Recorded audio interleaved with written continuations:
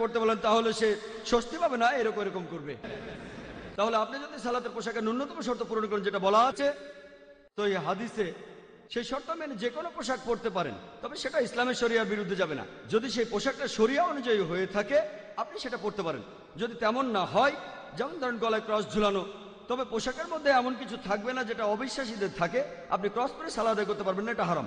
তবে সেই পোশাকটা যদি হারাম না হয়, সবগুলো শর্ত পূরণ করে, তাহলে আপনি কুর্তা পরেন অথবা শার্ট পরেন অথবা যদি প্যান্ট পরেন, সে পোশাকে যদি আপনার আরাম লাগে তাহলে সেটা পরতে পারেন। আশা করি উত্তরটা পেয়েছেন। আসসালামু আলাইকুম। আমার নাম মল্লিক চান্দা রানা। আমি একজন অমুসলিম। আমি আপনাকে প্রশ্ন করতে চাই যে মুসলিমদের সালার সাথে অন্য ধর্মের প্রার্থনাগুলোর মধ্যে পার্থক্য কি, যেমন পূজা এবং পার্বণ, আর সালা বাদে এইসব প্রার্থনাগুলোর মধ্যে কি কোনো রকম সমস্যা আছে?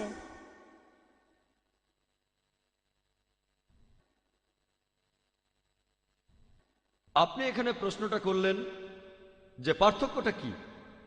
আমরা মুসলিমরা যেভাবে প্রার্থনা করি আর অমুসলিমরা যেভাবে প্রার্থনা করে, যেমন পূজা, এখানে পার্থক্যটা কি? এখানে প্রধান পার্থক্যটা হলো আমরা যখন সালাত আদায় করি সেটা করি আল্লাহ সুবহানাহু ওয়া তাআলার উদ্দেশ্যে, মহান স্রষ্টার উদ্দেশ্যে। আর মুসলিমরা আল্লাহ সুবহানাহু ওয়া তাআলাকে মেনে চলি। আল্লাহ সুবহানাহু ওয়া তাআলা বা সৃষ্টিকর্তা ধারণা সম্পর্কে আমি আগে লেকচার দিয়েছি। মহান সৃষ্টিকর্তার ধারণা, অন্যান্য ধর্মের অনুসারীরা তারা যার উপাসনা করে, তারা যাকে মহান স্রষ্টা বলে মানে, আমরা তাকে মহান স্রষ্টা বলে মানি না। যেমন ধরুন, একজন লোক মূর্তি পূজা করে, আমরা বলি সে যে মূর্তি পূজা করছে সেটা মহান স্রষ্টা নয়, তারা যে মূর্তির পূজা করছে সেটা মহান স্রষ্টা নয়। আর যদি ধর্মগ্রন্থগুলো পড়েন, হিন্দু ধর্মগ্রন্থ, সেগুলো মূর্তি পূজার বিরুদ্ধে। তাই আমরা মুসলিমরা যা করব, আর পবিত্র কোরআন বলছে আসো সেই কথায় যাহা তোমাদের এবং আমাদের মধ্যে এক। যদি কোনো হিন্দু লোক আমাকে জিজ্ঞেস করে আমি যদি মূর্তির পূজা করি তাহলে সেটা ঠিক না ভুল, আমি সেই লোককে বলবো, যদি আপনি পড়েন যজুর্বেদ 32 নম্বর অধ্যায়ের 3 অনুচ্ছেদ বলছে, না তাস্তি প্রতিমা আস্তি, মহান সৃষ্টিকর্তার কোনো প্রতিমূর্তি বানানো যাবে না। আপনারা যেটা করছেন সেটা ভুল। ভগবদ্গীতা এটার উল্লেখ আছে 7 নম্বর অধ্যায়ের 19 থেকে 23 নম্বর অনুচ্ছেদে, যে যেসব লোক জাগতিক চিন্তা আচ্ছন্ন তারা নকল ঈশ্বরের পুজো করে, মিথ্যা ঈশ্বরের। যারা মিথ্যা ঈশ্বরের পুজো করে তারপরও আমি তাদের ইচ্ছা পূরণ করি। যেসব লোক নকল বা মিথ্যা ঈশ্বরের উপাসনা করে আমি তাদের ইচ্ছা পূরণ করি। যারা মিথ্যা ঈশ্বরের পুজো করে তারা মিথ্যা ঈশ্বরের রাজত্বে যাবে, যারা আমার উপাসনা করে তারা আমার কাছে আসবে। আমি একজন মুসলিম হিসেবে অমুসলিমদের এই কথাটা বলবো, আপনারা যেটা করছেন, আমি কোরআনের উদ্ধৃতি দিচ্ছি না, আপনাদের ধর্মগ্রন্থ অনুযায়ীও সেটা ভুল। আপনাদের ধর্মগ্রন্থ বলছে এভাবে প্রার্থনা করা ভুল।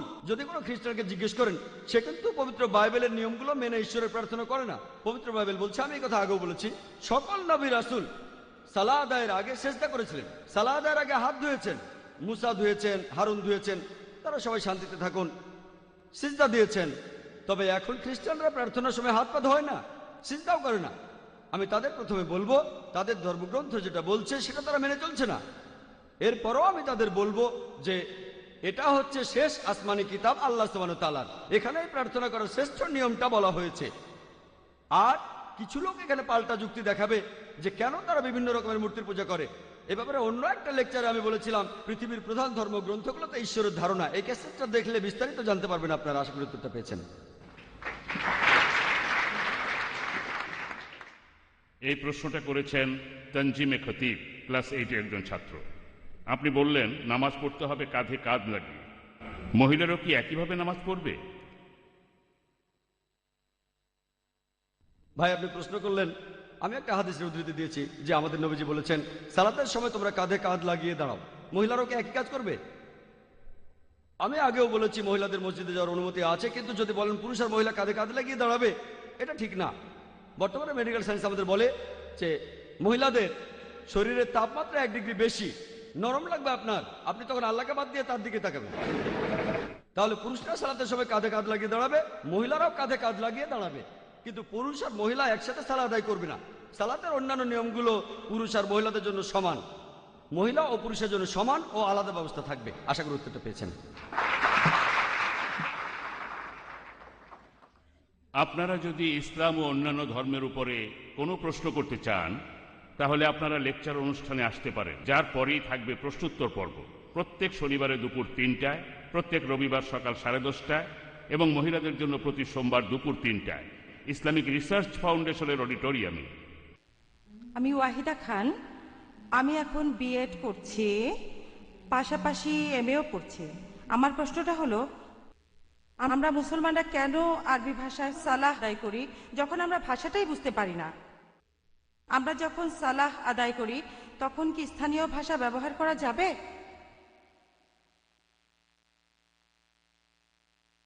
বোন, আপনি প্রশ্ন করলেন যে বেশিরভাগ মুসলিমই আরবি ভাষা বুঝতে পারে না।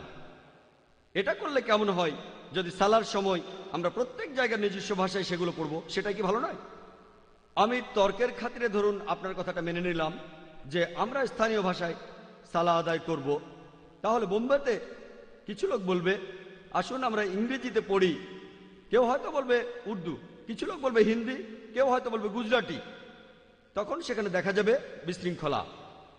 এই সমস্যার সমাধান যদি করি তাহলে দেখা যাবে কেউ বলছে চলুন 1 নম্বর মসজিদে যাই, সেখানে আমরা ইংরেজিতে সালা আদায় করব, 2 নম্বর মসজিদে উর্দুতে, 3 নম্বর মসজিদে হিন্দিতে, 4 নম্বর মসজিদে গুজরাটি, আর এভাবেই চলতে থাকবে। তারপরও সেখানে বিভ্রান্তি আর বিশৃঙ্খলা থাকবে। কেউ হয়তো বলবে যে 1 নম্বর মসজিদে আমরা ইংরেজিতে সালা আদায় করব, আমরা সেখানে আল্লামা আব্দুল্লাহ ইউসুফ আলীর অনুবাদটা পড়ব। আবার কেউ বলল আমরা পিকটালের অনুবাদটা পড়ব। কেউ হয়তো বলল মাওলানা আব্দুল মজিদ দারিয়াবাদী, আর কেউ হয়তো বলল মহসিন খান। আবারও বিশৃঙ্খলা দেখা দেবে। যদি এটাও মেনে নেই যে ঠিক আছে আমরা একটা অনুবাদ পড়ব, তবুও সেই অনুবাদটা হলো মানুষের হাতের লেখা অনুবাদ। এটা আল্লাহ সুবহানাহু ওয়া তাআলার কথা অথবা নবীজির কথাকে প্রতিস্থাপন করতে পারে না। আর এই অনুবাদে অনেক ভুল থাকতে পারে, আর যদি ভুল থাকে তখন বলা হবে আল্লাহ সুবহানাহু ওয়া তাআলা ভুল করেছেন। যেমন ধরুন আপনি যদি 2 নম্বর মসজিদে সালা আদায় করেন, সেখানে সব উর্দুতে পড়া হয়, আর ধরুন ইমাম সেখানে সূরা লুকমানের 34 নম্বর আয়াত থেকে তেলাওয়াত করলেন।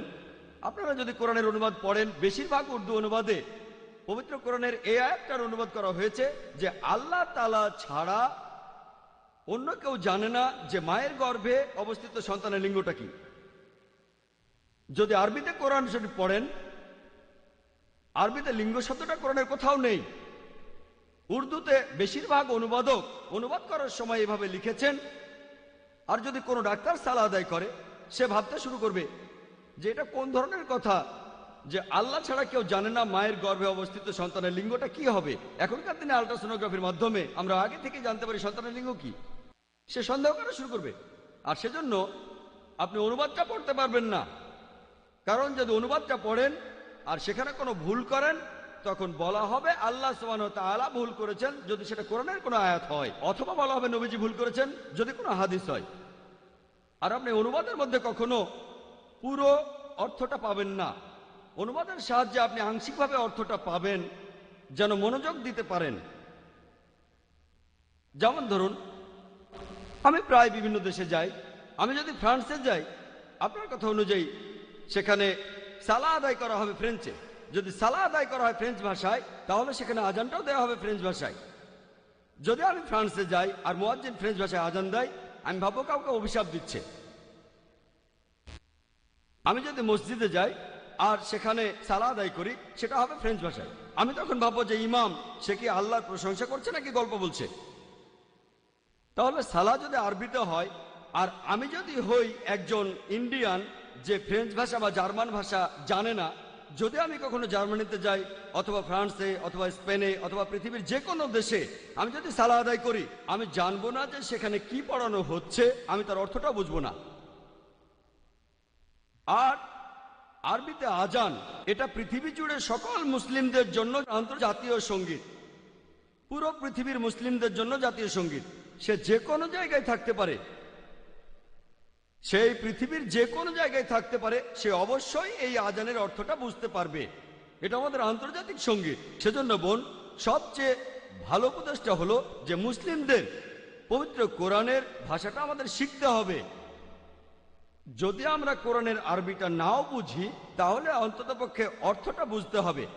যে ভাষাটা আপনি সবচেয়ে ভালো বোঝেন সেই ভাষায় পবিত্র কোরআনের অনুবাদটা পড়ুন, আর তাহলে আপনি সালাহ আদায়ের উপকারিতাগুলো পাবেন। আশা করি উত্তরটা পেয়েছেন।